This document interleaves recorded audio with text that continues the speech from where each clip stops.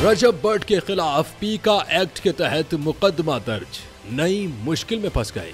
मारूफ YouTuber रजब भट्ट के खिलाफ पीका एक्ट के तहत एक और मुकदमा दर्ज कर लिया गया।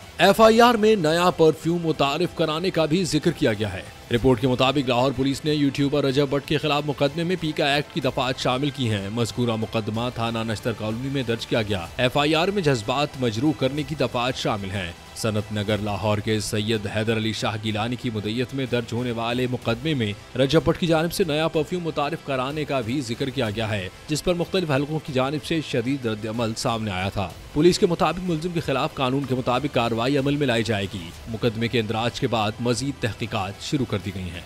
याद रहे कि इससे पहले भी यूट्यूबर अपने मुतनाज़िर बयानात और सोशल मीडिया मवाद की वजह से खबरों का हिस्सा रहे हैं।